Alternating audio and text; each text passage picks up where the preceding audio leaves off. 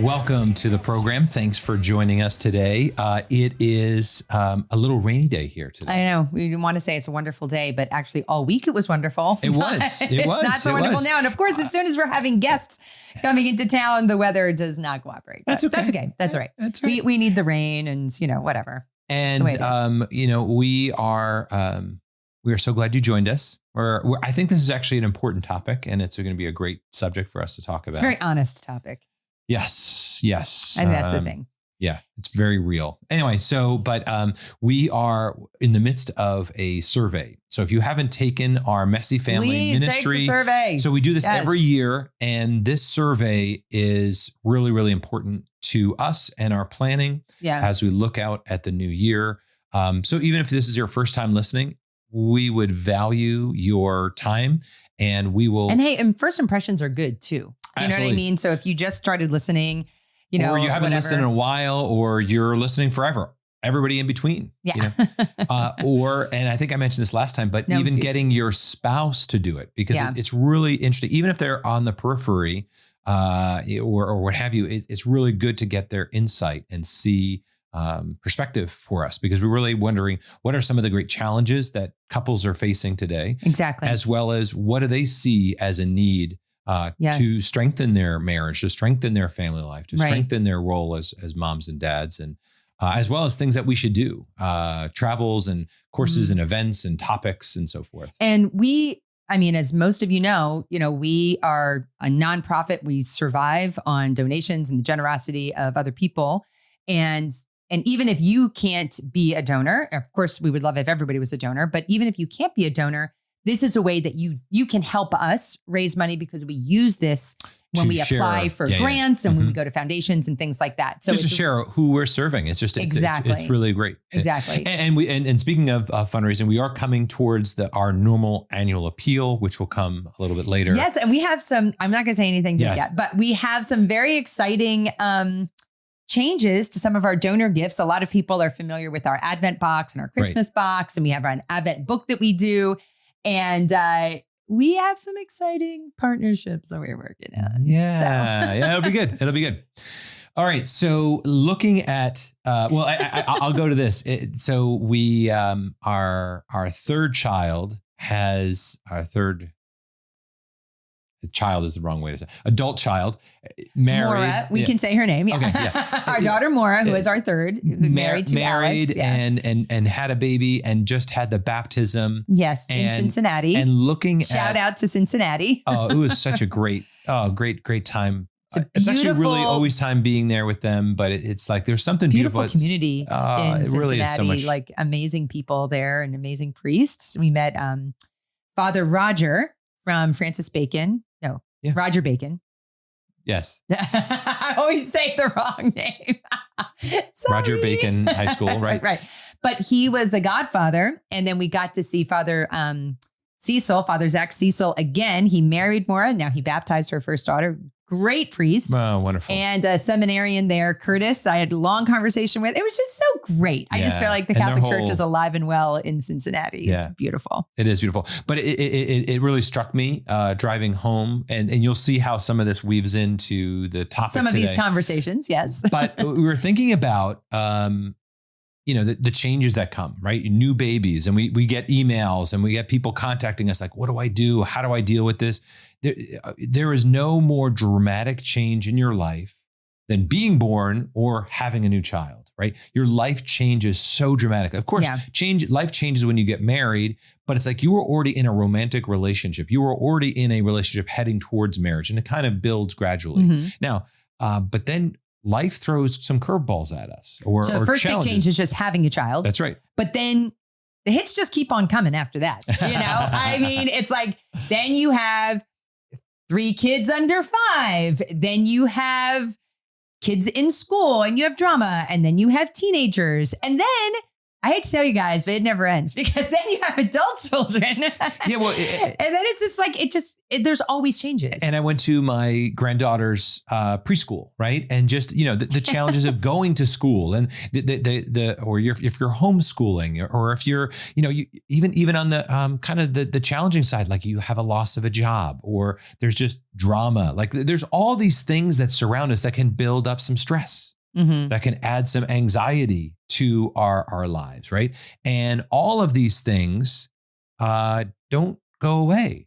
They continue to build, right? And for many, I'd say that it is more challenging than ever to be a parent today. Yeah, I would agree. And I think anxiety, stress are at least on all the surveys, they're increasing in the modern world. And we recently got an email from a listener who said something like, I feel like sometimes you guys talk, I can't relate to you because I'm working and I'm trying to balance this and that and the other thing. And it kind of like made us realize like, I want to have just a really honest podcast today because I think the others have been somewhat. Yeah, exactly. I'm not like we're lying before, that's not at all what we're saying. No, what I'm saying is I don't want to give the impression that we have everything all together. What we do want to do. Messy family is not just a name. It's not just a name. lifestyle. Okay. That's very true. And that all right. So we have basically, we want to give you guys some empathy, but also some encouragement. Okay. Yeah. So first of all, just to say, if we ever come off like we have it all together, it's simply because we're faking it. No. Yes. But I also think that we don't have it all together, but we have perspective. Yeah. Because we have been doing this for about 30 years. Yes. So even though, and that's what we want to talk about. So we want to share a little bit about our own life, but also give you, if you are a new parent, you've been married for 10, 15 years, we just have some perspective to give you. And I think that that's what happens as you get older. It's not that things go away. No.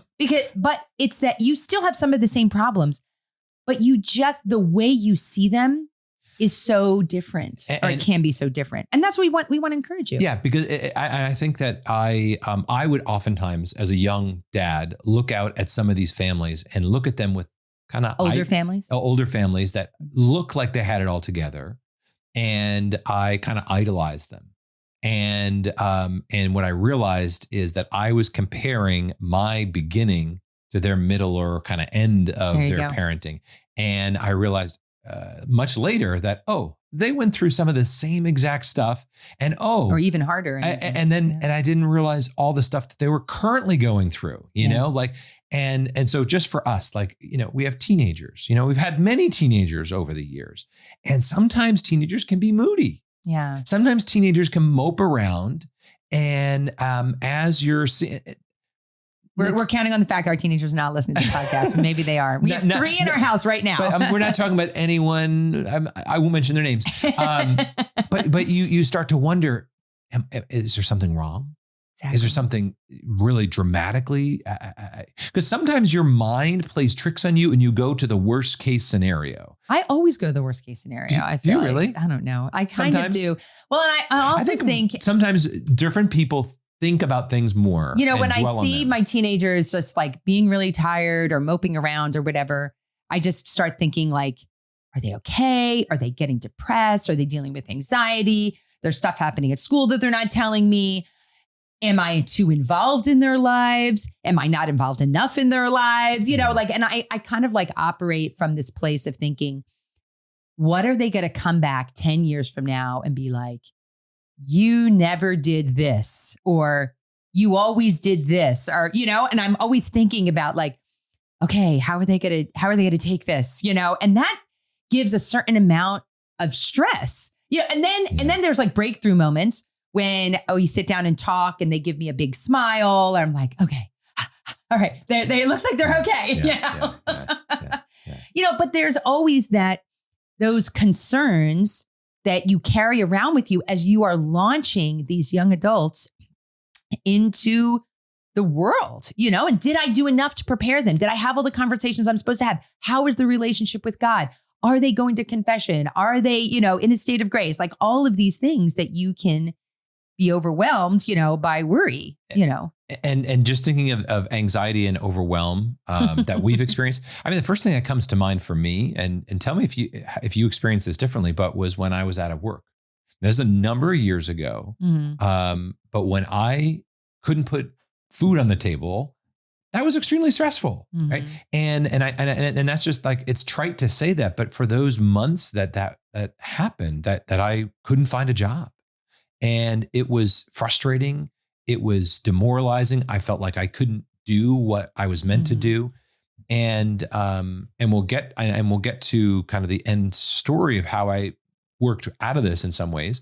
But it's like those added like pressure to even our marriage. And those are kind of crossroads, where you're like choosing one path versus another. And was that stressful for you, like during that time? Or were you just like, hey, Mike's got to figure it out?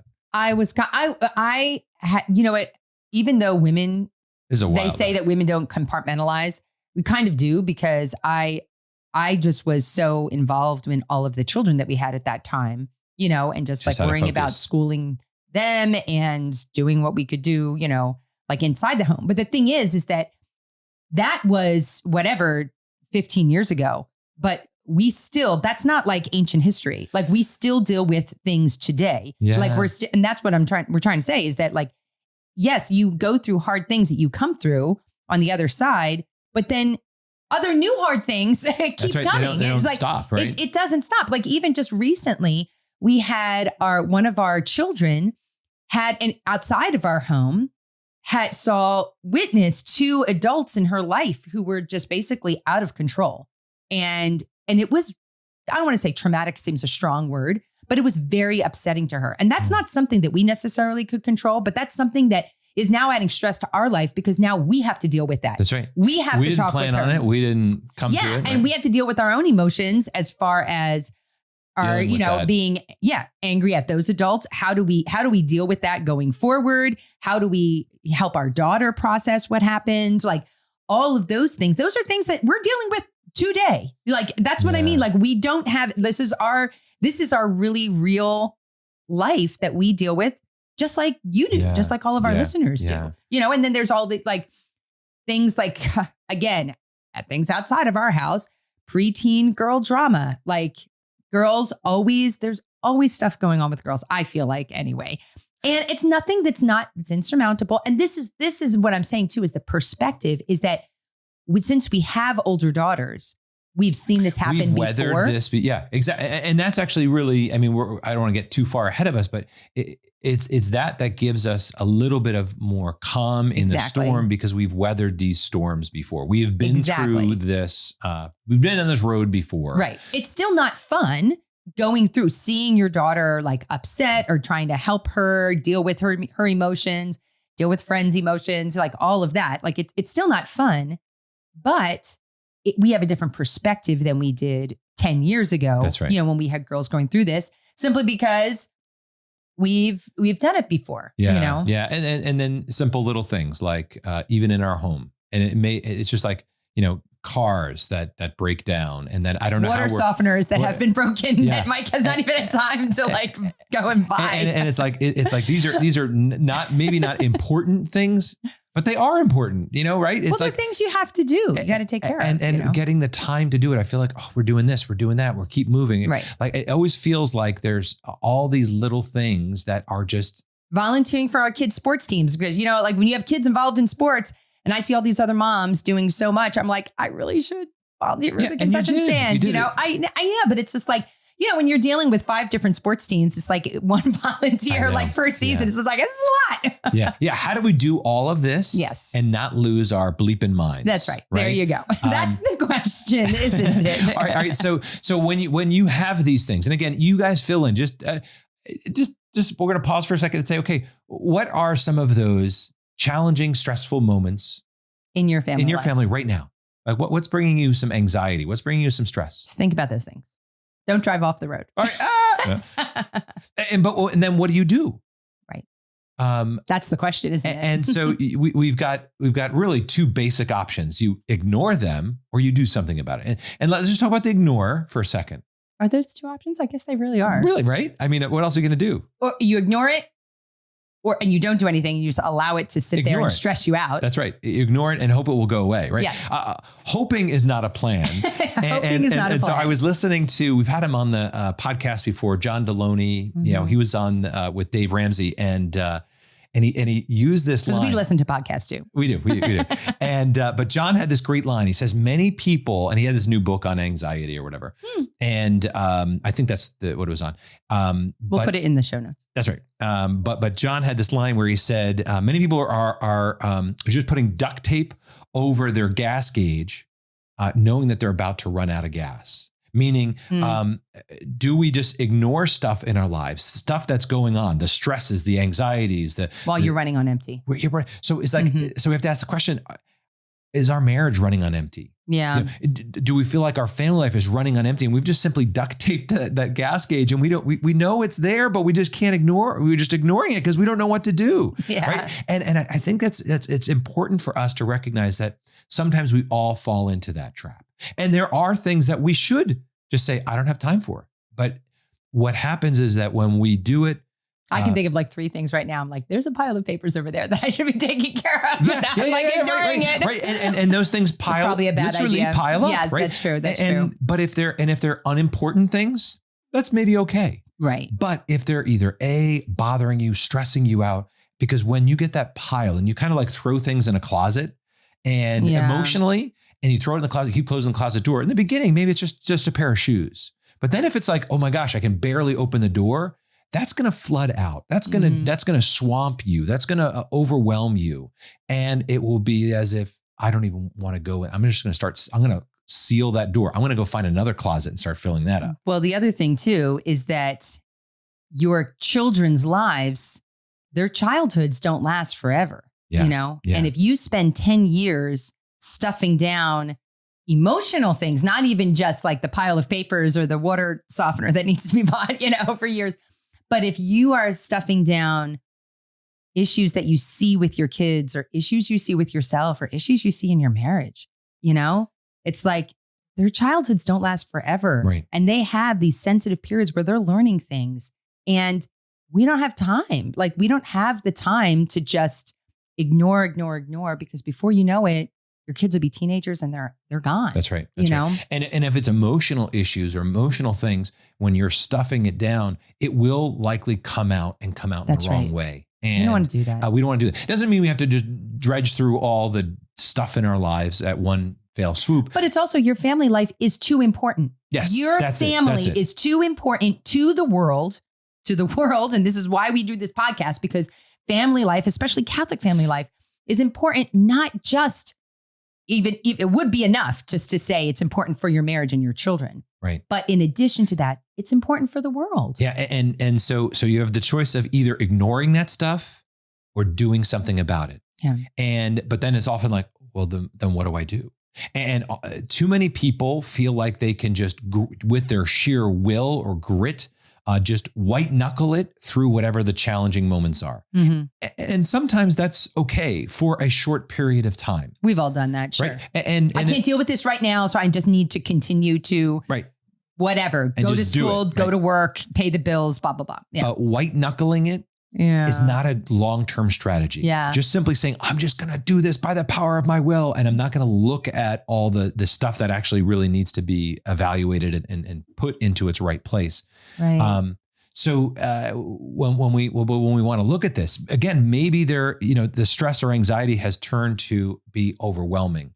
And when things become overwhelming, you can be like, I don't know how to even deal with this. Or I'm right now moving from moment to moment so often, I don't even have the time. I hear that. I just want to say one thing that just to reiterate, just exactly what you just said about ignoring it and just kind of like white knuckling or dealing with it, you've seen me, that happens in my life a few years ago. Yeah. And where I was just kind of like riding a wave, just like on the edge. But the thing is, and then something happened. There was a precipitating event. Yes.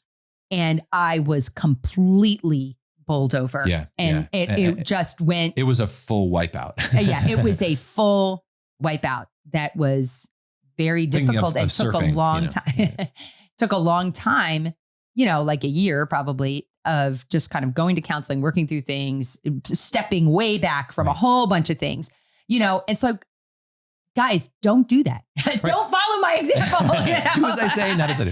Exactly. No, but I think that's a perfect example of when we ignore, exactly. it does explode on us. Exactly. And so we that's do why need to white knuckling is not a plan. Right. It is not a good strategy. So what do we do? What do we do? And I was saying this, that a lot of people look and say, I just simply don't have the time. I just don't have the time. And I think it's important to recognize what are the reasons we're not doing it. What are the reasons we're not looking at this situation? Whatever it is. And just say, we have been there. We have been in your shoes. We have walked down this path before. And you've probably even seen it in your own life, right? I think there's probably very few of us who haven't dealt with some stressful thing and figured a pathway forward, right? That didn't ignore, but that did something about it and moved you to a new place. And we need to remind ourselves of that. And, there is a time where you have to look at a problem and say, is this a problem that I can handle on my own? Is this a problem that I need my spouse for? Most likely. Yeah. Or do you need somebody in professional help, right? Did something crash down in your life? Yeah. Loss of a child, right? Or some other very tragic event. Oftentimes you would need somebody else. And it's not only okay, it's wise and good for you, your children, and your life that you bring somebody in to help you. Mm-hmm. Because you have to just take a quick assessment and say, what's going on? Is it small? Oh, I can deal with that. That's a me problem. Oh, this is an us problem. Or I need somebody else to help me in this. And I feel like sometimes too, it's not just something as dramatic as like the loss of a child, but it can, which is obviously horrible, but that's very dramatic. But there's also, it doesn't even have to be that big. Like for me, it was just simply relationships that I really cared about that were struggling, that were falling apart. Yes. Simply doing too much. Yeah.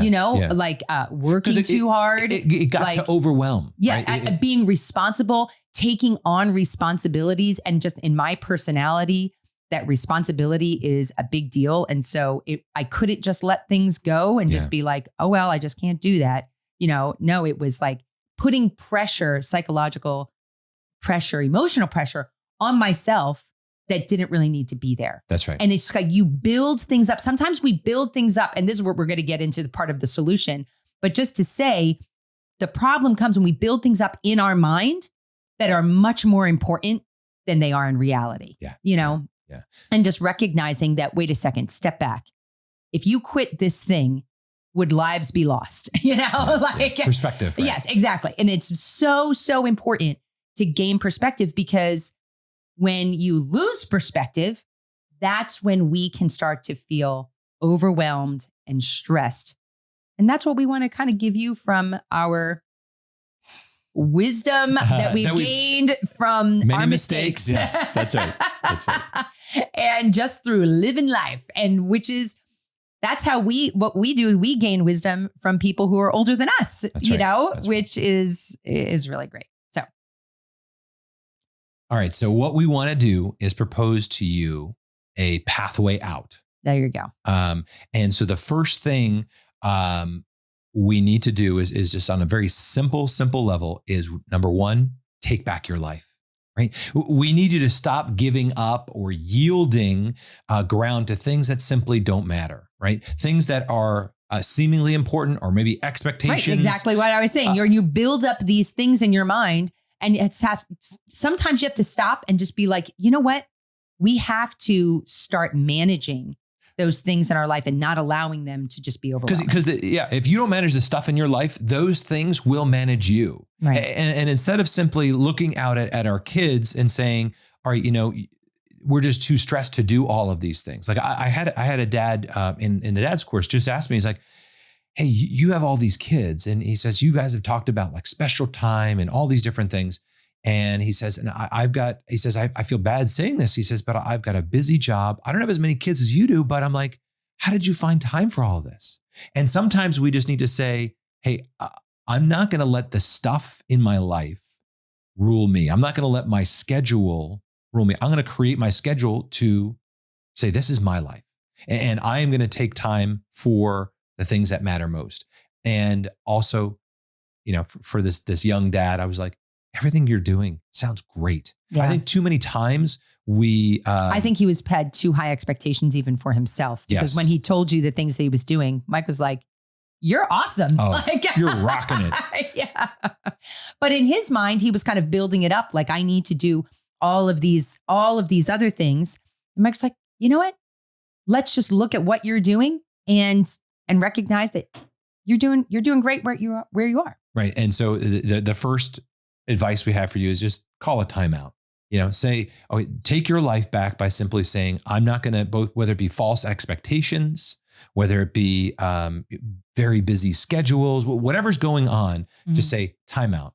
The number one, take back your life by making time for this conversation, for putting on a calendar an extended time for you to talk to your spouse, because the answer to almost virtually everything in your marriage and your family life is going to be figured out between the two of you. That's Again, right. sometimes you might need outside professional assistance or friends, but 9 times out of 10, it's the husband and wife coming together and saying, okay, But go ahead. It is simply saying, we're going to make time. We're going to put this on the calendar. That's the simple action that we have for you. Because even if you have friends or professionals or whatever who give you advice or give you guidance, at the end of the day, the two of you have to decide to do it. And so the baby step is put a time on the calendar when you're going to have extended time to talk with your spouse.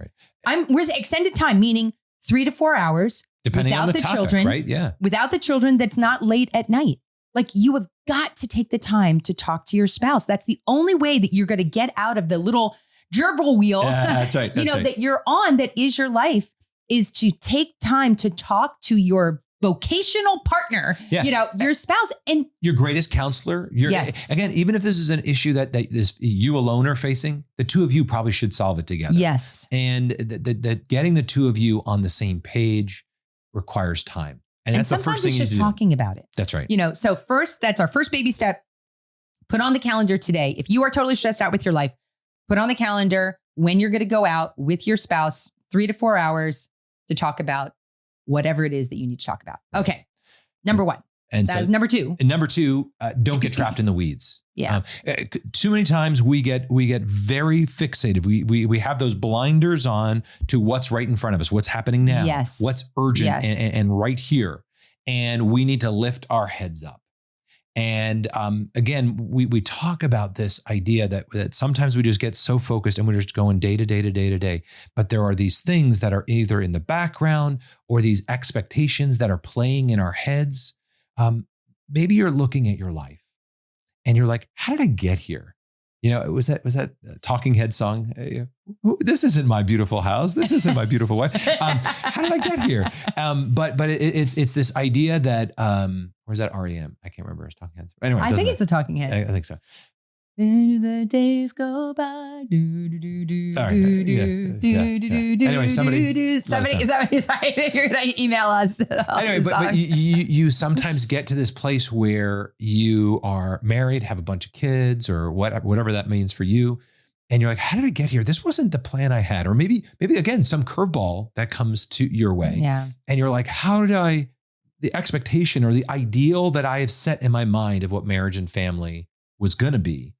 And, I thought when we first got married that here's a woman who loves me, who cares about me. She's going to provide for every need that I ever have. And she's going to know whatever I want, whenever I want it. And it's going to be perfect. Yeah. It wasn't exactly that way. Not exactly. Some elements of some of that. We didn't even last the first day. Yeah, that's right. That's true. Very true. But sometimes those false expectations, even good expectations, can cause anxiety. Well, for us. I think that sometimes too, all we can see is the step right in front of us. Like, I remember so often having all the little kids in the house and being like, I just need to make it to nap time. Like, when you wake up and you're just like, I just need to change this diaper, clean up this spill, like dealing with this. And you're just seeing the little steps. But what happens in those situations is that you're looking at the gap between where you are and where you want to be. The ideal. Or the ideal that you set in your head, or looking at other people's families and you're like, I am nothing like that, Yeah. you know? And you feel miserable about yourself. But you're not looking at the gain. Right. How much better are you than you were 5 years ago?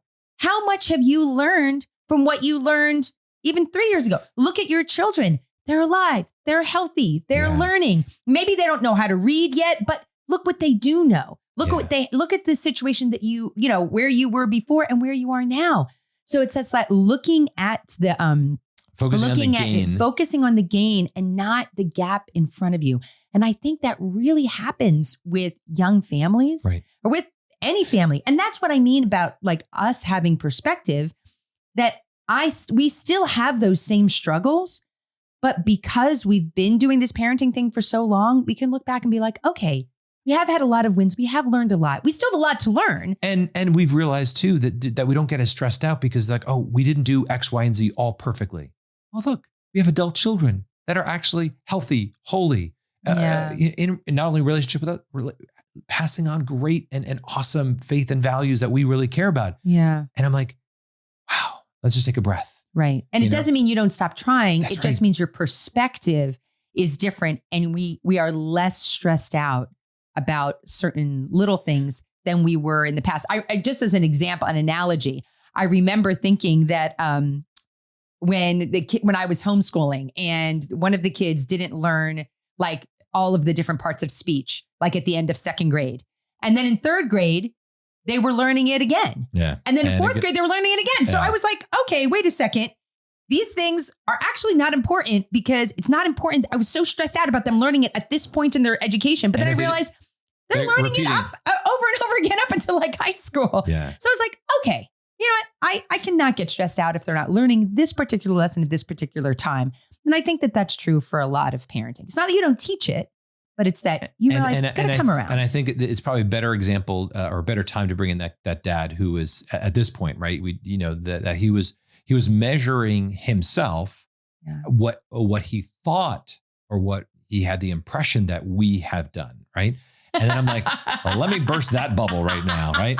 And it was great to just kind of relieve some of that pressure, because we put a lot. Again, not that the gap in the gain, right? You know, that you really want to focus on the gain rather than the gap, that distance between the ideal and where you are. It's good to have an ideal. We really encourage you to have a vision of where you want to go. Yeah. Otherwise, you're going to be rudderless. And absolutely. But don't hold it up as if I'm not there today. Yeah. It's a place to orient yourself to. So then you look at your gain. Where have you grown? And if you're not growing, well, that's you got to change that. You can control that. Absolutely. But don't let the perfect be the enemy of the good. Yeah. And what we want to do in this kind of baby step, if you will, is reorient the things in your life, kind of prioritizing them and saying, okay, let's reorient to having that perspective that is, we're focused on the gain that we're making, that we're making forward progress. Kind of like reorient to your true north and make sure that you and your spouse are on the same page of like, okay, we're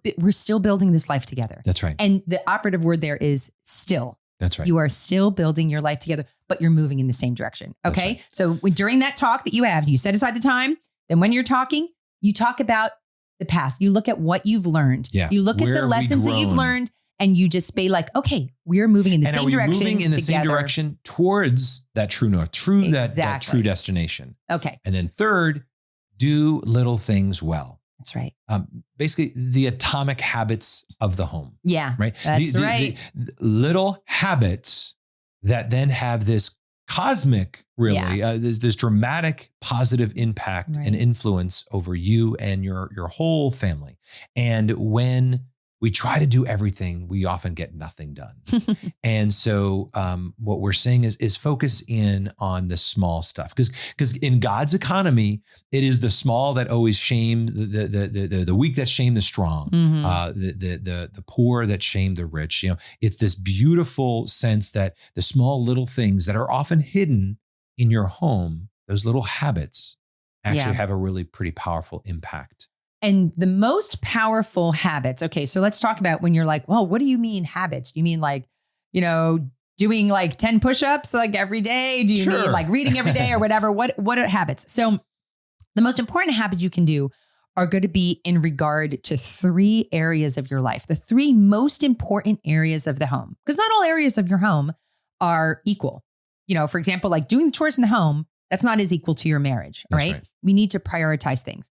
The most important thing in your home is your spiritual life of your home, your connection to the Lord, your child's connection to the Lord, having a home that is blessed and that Christ is present in your home.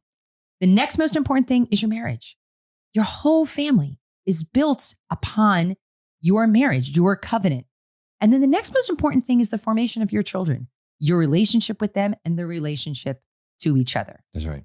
And when you think of those three areas, what I thought was wonderful, just stopping at that for a second, is when we were at the baptism, we met Father Roger. We ended up talking and he says, oh, well, I was just doing a baptism and I had this kid, or this young couple that we were doing a baptism for prior to our baptism. And they asked for advice and they wanted to know what they should do and, to have a vibrant, Catholic family life.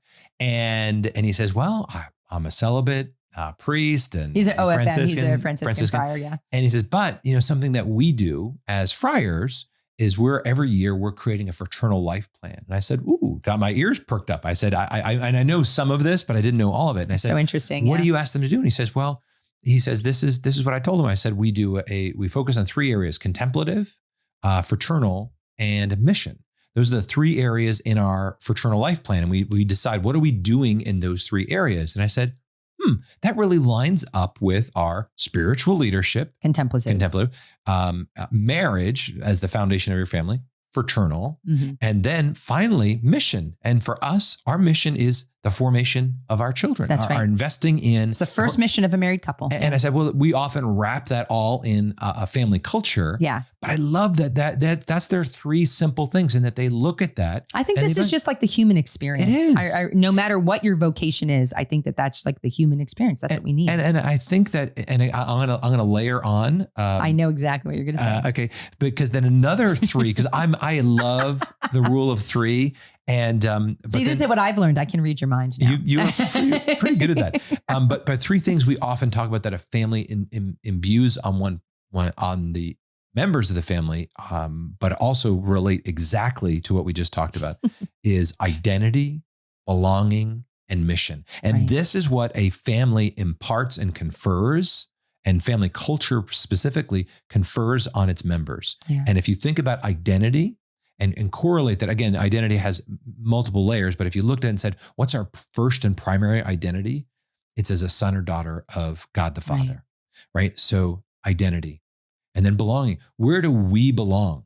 We belong to each other. Right. We belong in our marriage. Yeah. But what is our mission? Our mission is these kids, first and foremost. Again, we have a larger mission outside, but first and foremost. The first mission, yeah. And so when you look at it that way, it's like, I love that. I love when the good things all just kind of fall into place. It kind of like confirms that this is true. And like, okay, we're on to something here. So when you talk about, so let's just look at the habits again. So that's kind of a big idea. Yes, right. Contemplative, fraternal, mission, identity, belonging, mission, is that we can focus on those three things by having simple habits. Okay. So I know that you are overwhelmed as you're talking to your spouse, taking this 3 to 4 hours to talk, right? You're on the same page. Then when you think about what are we going to do next? That's right. When we leave here, we go home. What are we going to do?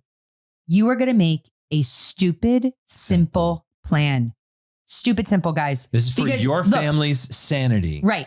You have 7 kids under 10. You have 3 kids under 5. You have a newborn. Your life is crazy. There's so much going on. It's those atomic habits. It's the small things that you can do in your home that will really make a difference. So what are you doing? And so look at, what are we doing for our spiritual life? That's right. What is a small habit we can do personally as a couple or with our children? That moves us towards the gain, moving us towards our destination, to our vision for our family. Don't pick 5 things, guys. I know you're going to get all caught up in like, oh no, we're going to pray a rosary every day. Oh no, this is right. Just make it simple. Super Make it simple, but a little challenging. Move yourself forward, right? But make it simple. Choose one thing. You and your spouse, do it together, right? Choose one thing you're going to do, a new habit for your marriage. What is it? Is it praying together every night? Is it having a regular date night? Is it hugging each other in front of the children. I don't know. 20-second kiss, whatever. 30-second kiss. Yes. I don't know what it is, but the two of you decide what is something that we can start doing, something we can start making a habit that will improve our marriage. Maybe it's not speaking to each other in a certain way. Maybe it's forgiving each other every night. Whatever it is, talk about it. What is one simple thing that you can do as a couple? And then the last is the third priority is your children. What is one thing, one habit you can do with your kids? Maybe it is putting a note in their lunch. Maybe it's greeting them with a hug and a smile every morning. Yeah. Maybe it's doing a family day every Sunday. Hey, we're going to get back to not working on Sundays and doing a family game night. I don't know, but figure out what is it one thing that you can do. And if we didn't already make this clear, when you have anxiety, the worst thing you can do is ignore it. And then the next worst thing would be you just analyze it forever. That's right. And I can fall into that trap. I love researching stuff, right? I love figuring out, what's the best, car to buy, or what's the best, blah, blah, blah, blah, whatever it may be. Water softener. Do you guys see a theme here? And they're still being researched, right? And, but there is a very clear analysis paralysis, meaning you're overthinking things for some people. And I often fall in that category. And again, this idea is simple, that you do take the time, step one. Step two, you really talk about some of the big things and put them in perspective, reorient towards your true north, your destination. But then you say, okay, what are we actually going to do? What are we actually going to do? And make sure that they're in these three areas, because you could do a million things, but say, if I know, and I can 100% guarantee you that, again, 90% of your problems or your issues, your anxieties, your stresses, when you put first things first, they fall into place. They either lose their power or they get worked out. I'll say that we had, and I won't go into great detail just for time purposes, but we had a big blowout fight not too long ago, a year or two ago. And I look back, I know there were other things that may have contributed to it, but I think one of the key things was that we had fallen off in our date nights. And we had missed the simple pleasure of enjoying each other's company. And the little things built up and then exploded. Yeah. And those little things shouldn't have power over you. Those habits matter. But those little habits matter. And so for us, the habit of saying, okay, I looked at our three areas, our spiritual life, our marriage, and the way we were forming our kids. And I said, what we need to focus in on is our marriage. Yeah. And we said, all right, we're going to do weekly date nights. Yeah. And if we miss one, it's okay. We've literally never done weekly date nights our entire marriage until now, because it's like, we're in a crisis point. Like we need to do this. And now I'm like, I will never go back to not doing weekly date nights. Right. And because it's those little atomic habits, they're very, very powerful. Right. And so again, instead of choosing habits randomly, just look at that making that simple plan and saying, okay, I know it's right that right now, maybe you're evaluating again, as you kind of in that second or third step where you're looking at what are the top priorities for us. And here are the three areas. What area do I need to grow in the most? Because if we get those three priorities right, everything else really will fall in place. Because if you ask me, you'll have perspective. How do I make time for all of it? I say, you don't.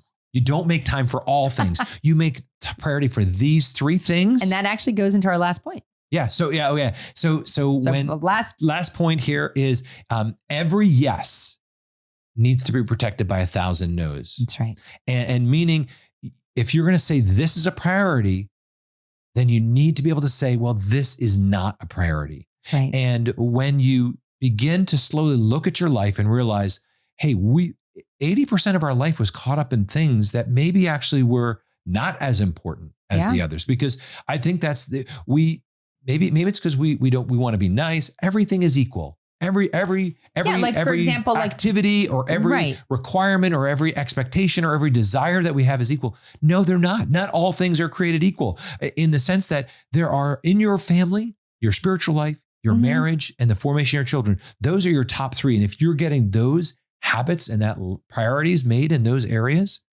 then your life's going to be ordered and prioritized. For example, if I'm on a board, for example, and they say, oh, we have to find time to meet. The only time anybody can meet is on our regular date night, which is Wednesday. making my date night, my marriage a priority is not saying in my mind, well, it's just a date night. We can do it another night. It's saying, no, actually, I can't meet. Because you know what? Whatever volunteer thing I am on is not as important as my marriage. Yes. And for us, that date night is very, very important. And that's what I mean by making it a habit, because it's a small thing in the, other people may say, oh, it's just a small thing. It's just you live with your husband. It's not like you never see him or whatever. But no, for us, this is a foundational thing that we have to do consistently. And that is more important than any volunteer committee that I'm on. That's right. Okay. So if I also like volunteering to help out with kids' sports or whatever, if there's something that my grandchildren need me, you know what? I know that I should probably help out with this other thing, and I'll find another time. But my grandkids, they're more important, spending time with my own children. So that's what we mean by shutting down like the noise of the world, what the world says is important. And yes, we do need to serve in our communities. Yes, we do need to help as is just and appropriate, because I know there's a lot of people that I am so grateful to those coaches and people who, run organizations that serve our children. And I do make sure that I help in the limited way that I can, for sure, just out of respect for those people.